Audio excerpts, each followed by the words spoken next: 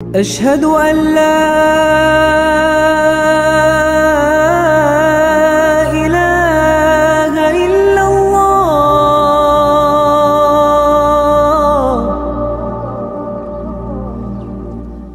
আসসালামু আলাইকুম রহমতুল্লাহি আবরাকাতুহ।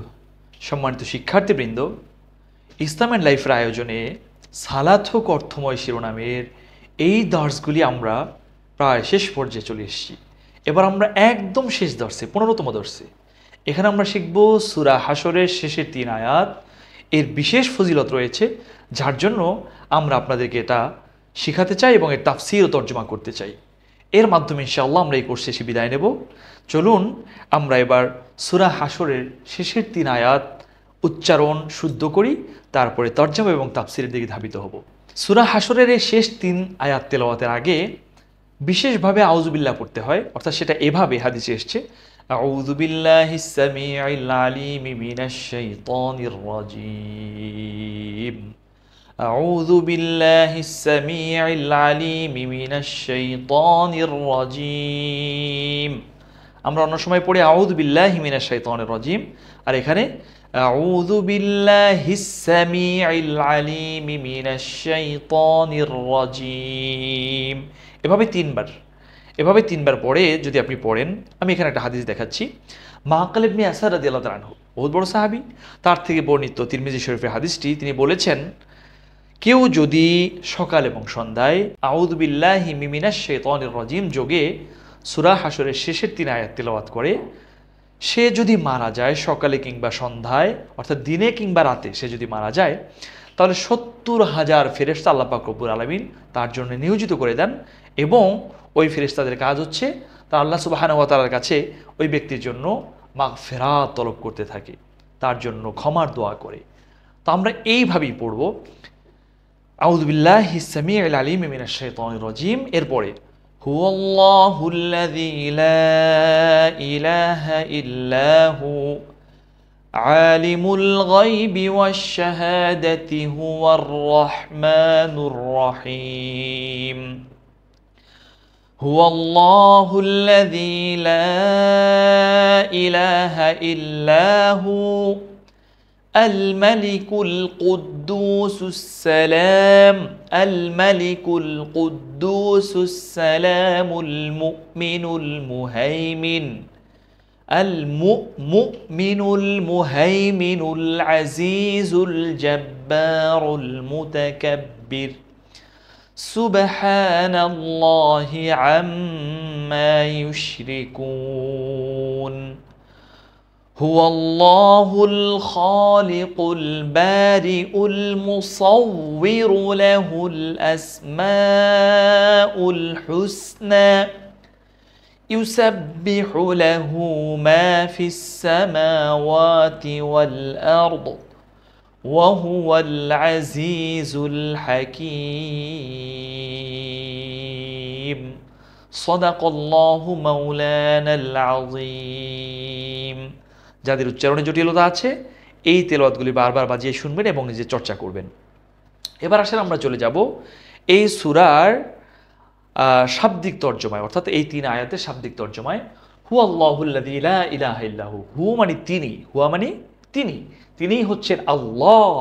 আল্লাযী লা ইলাহা ইল্লা হুয়ার রহমানুর রহিম, আল্লাযী লা ইলাহা ইল্লাহু আলিমুল গায়বি ওয়াশ শাহাদাতি হুয়ার রহমানুর রহিম।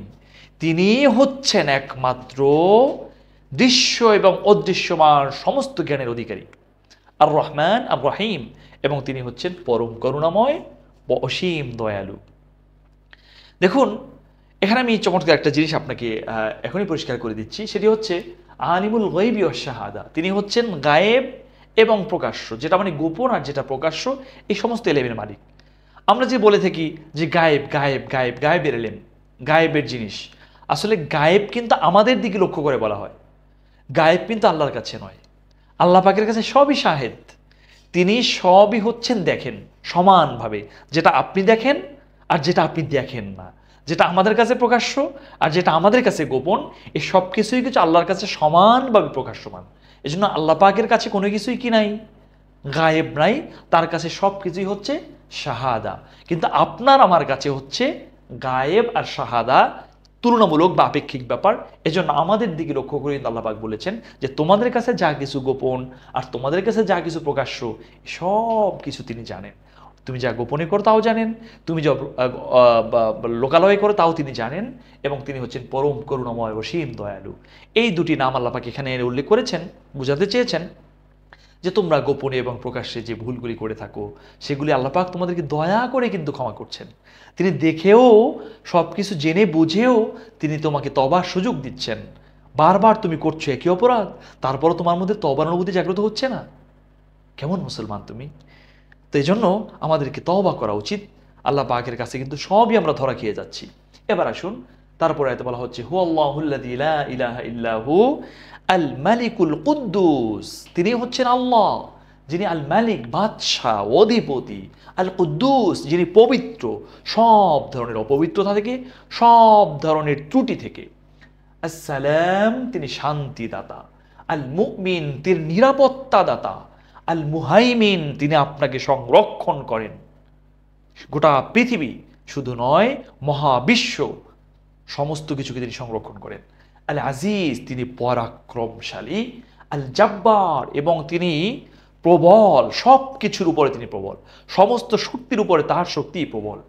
আল মুতাকাব্বির তিনি মহিমান্বিত, তিনি বড়।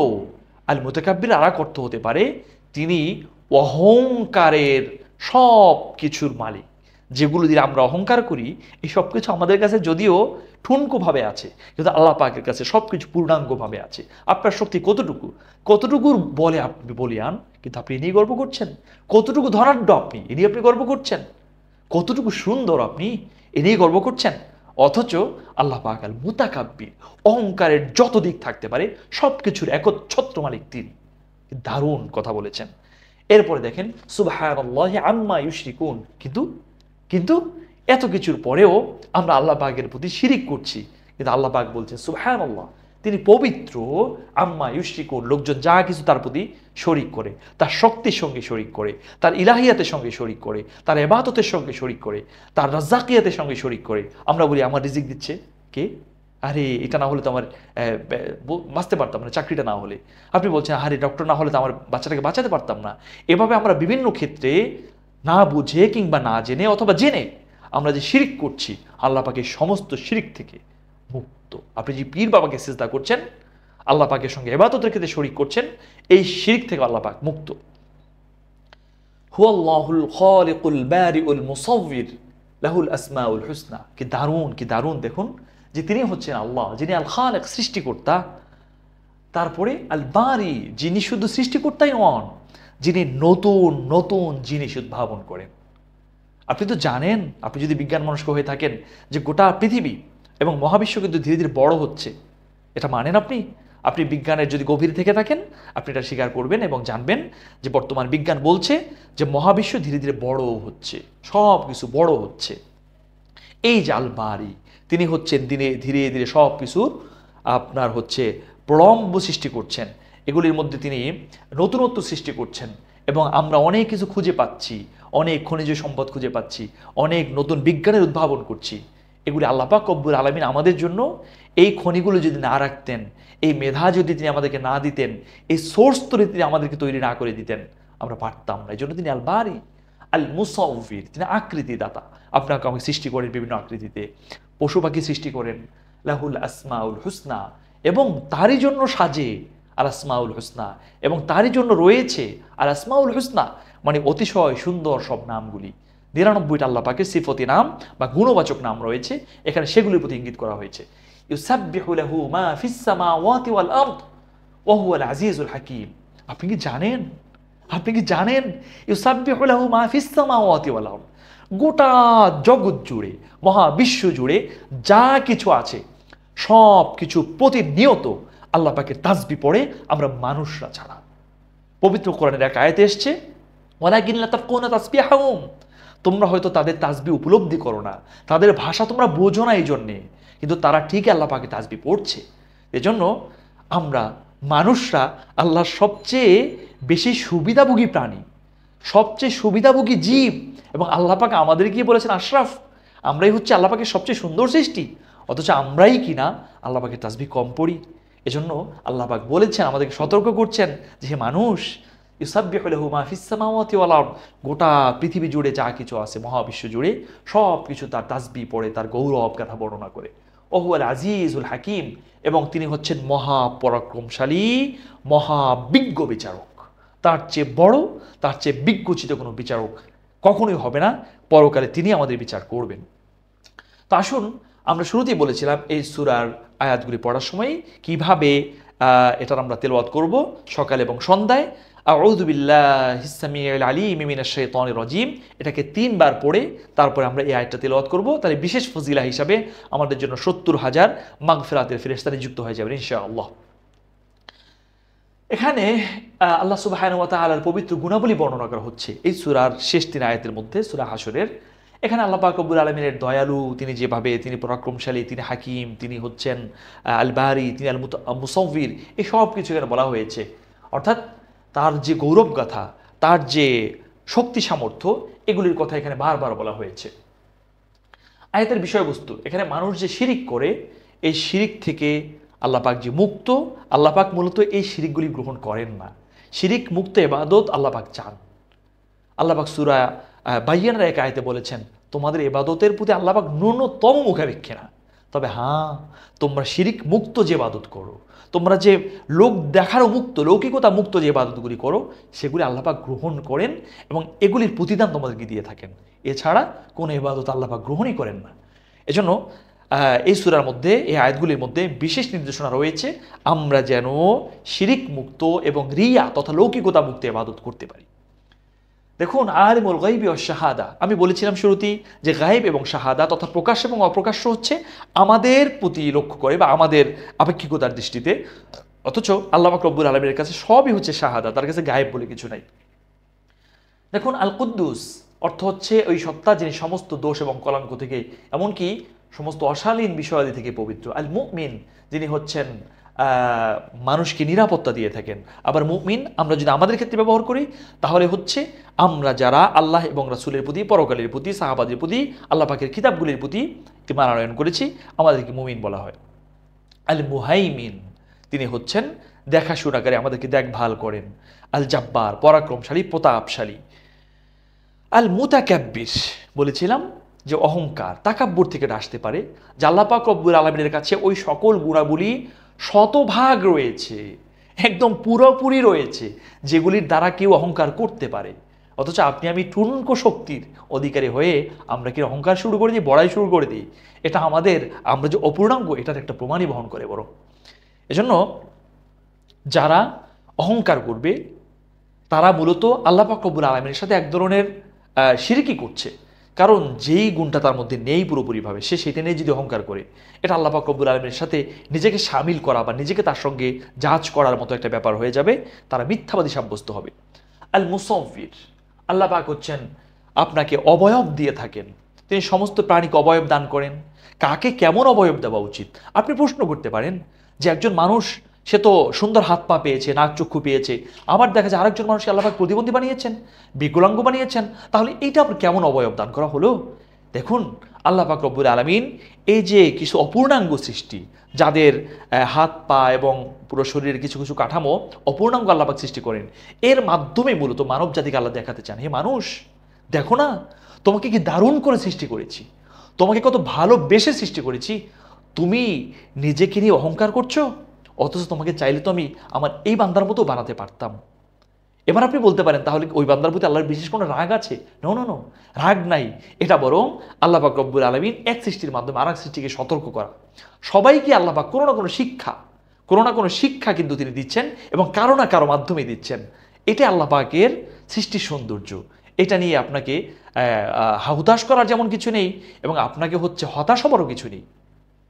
এজন্য আল্লাহ সুবহানাহু ওয়া তাআলার এই সৃষ্টির উপরে, তার আমাদেরকে যে অবয়ব দিয়েছেন, আমাদেরকে সৌন্দর্য দিয়েছেন, এর উপরে সন্তুষ্ট থাকা, আলহামদুলিল্লাহ পড়া, অহংকার না করা। লাহুল আসমাউল হুসনা, আল্লাহ পাকের রয়েছে যত সুন্দর নামগুলি রয়েছে। দেখুন, আমরা জানি হাদিসে বর্ণিত আল্লাহ সুবহানাহু ওয়া তাআলার 99টি নাম রয়েছে। আপনারা বিভিন্নভাবে এটা পেয়ে থাকেন, এবং আমরা ইনশাআল্লাহ আমাদের কোনো শীটের মধ্যে এগুলি দিয়ে দেবো। আপনি এই নামগুলি মুখস্থ করে পড়বেন। এর মাধ্যমে আল্লাহ পাক রব্বুল আলামিন আমাদেরকে পরকালীন বিশেষ বিশেষ ইনাম এবং অনুগ্রহের ঘোষণা দিয়েছেন এই নামগুলি যারা মুখস্থ করে পড়বে। এবার আসুন ইউসাব্বিহু লাহু মা ফিস সামাওয়াতি ওয়াল আরদ, আল্লাহ পাকের পবিত্রতা, তার গৌরব গাথা বর্ণনা করে পৃথিবীর সমস্ত কিছু। আমি এক আয়াতের মাধ্যমে বলেছিলাম, এই আয়াতের তাফসীর অন্য আয়াত দিয়ে বলেছিলাম যে ওয়ালাকিন লা তাফকাহুনা তাসবিহাহুম, যে সবাই যে আল্লাহ পাকের প্রশংসা করে, সবাই যে তার তাসবিহ পড়ে, এটা হয়তো আমরা বুঝি না। এজন্য আমরা মনে করি যে আমরাই শুধুমাত্র বোধহয় আল্লাহ পাকের প্রশংসা করি, এটা আসলে ভুল। যাই হোক, এই আয়াতগুলির মাধ্যমে আমরা আমাদের যে ক্ষুদ্র অস্তিত্ব তার উপলব্ধি হয়তো খুঁজে পেয়েছি। আর আল্লাহ সুবহানাহু ওয়া তাআলা কত বড়, কত আলিশান, কত মহিমান্বিত, কত ক্ষমতার অধিকারী, কত প্রবল, এটা আমরা খুঁজে পেয়েছি। অতএব আল্লাহ সুবহানাহু ওয়া তাআলা এই আয়াতগুলির পুরোপুরি উপলব্ধি আমাদের অন্তরে দান করুন। এগুলির মাধ্যমে যে ফজিলা আছে, সকালে এবং সন্ধ্যায় আপনি পাঠ করলে যে ফজিলা অর্জন করতে পারবেন, সেই ফজিলার জন্য আপনি তেলাওয়াত করবেন। এবং আশা করছি আমাদের এই কোর্সে আমরা এই জার্নিটা এখানেই শেষ করছি। আমাদের সাথে আপনারা ছিলেন এই পর্যন্ত, আমাদেরকে আপনারা ধৈর্য সহকারে শুনেছেন, আমাদের সঙ্গে ছিলেন। তো এজন্য আপনাদের প্রতি বিশেষ কৃতজ্ঞতা। আল্লাহ সুবহানাহু ওয়া তাআলা আমাদের এই সমস্ত প্রচেষ্টাকে তার দিনের জন্য ইখলাসের সাথে কবুল করুন। আবারও দেখা হচ্ছে। যদি আমাদের এই কোর্সগুলি ভালো লাগে, আমাকে যদি ভালো লাগে, আমাদের ইসলামের লাইফের সঙ্গেই থাকবেন। আসসালামু আলাইকুম ওয়া রাহমাতুল্লাহি ওয়া বারাকাতুহু। আল্লাহ আমাদের সমস্ত ইলমকে তার সন্তুষ্টির জন্য কবুল করুন। أشهد أن لا